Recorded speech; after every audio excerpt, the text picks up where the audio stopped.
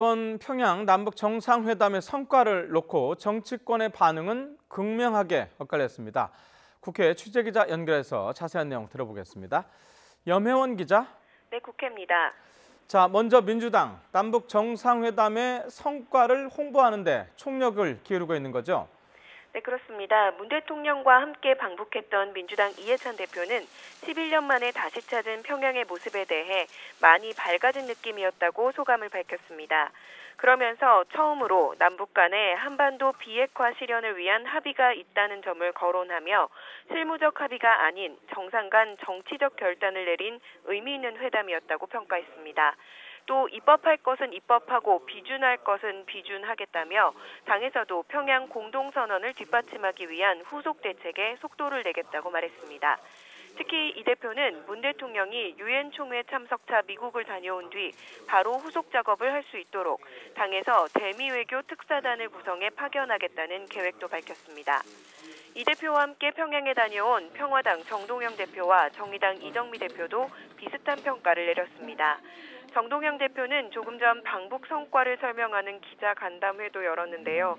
정 대표는 양 정상이 백두산을 함께 오른 것은 한반도 문제에 대한 한반도 결정권을 선언한 것이라고 평가했습니다.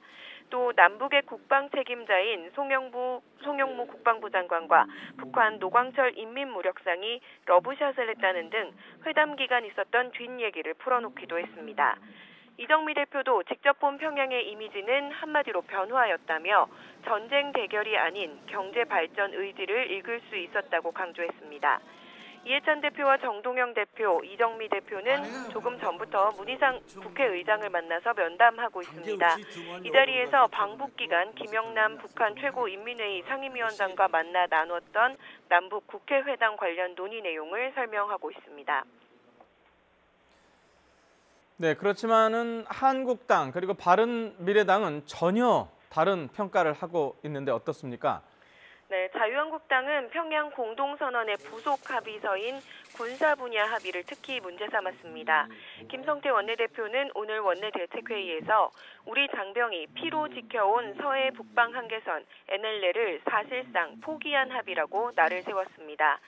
서해상에 조성하기로 한 완충지대를 실측한 결과 애초 남북이 각각 40km라던 정부의 설명과 달리 북측은 50km지만 우리 측은 85km나 된다는 겁니다. 이 수치를 거론하며 노무현 전 대통령이 포기하려고 했던 NLL을 문 대통령이 확실하게 포기하고 말았다고 주장했습니다. 그러면서 국회 국방위원회를 소집해 NLL을 포기하고 영토 주권을 포기한 진실에 대해 문재인 정부에 책임을 묻겠다고 목소리를 높였습니다.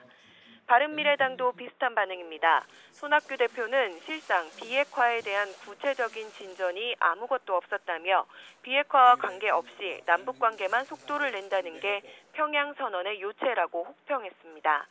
그러면서 문 대통령이 핵리스트 신고 의사를 표명하도록 북한을 설득했다면 다행이지만 영변 핵시설의 조건부 폐쇄 정도로 북한 입장을 미국이 수용하도록 설득하려 한다면 정직한 중재자 역할을 포기하는 게 된다고 말했습니다.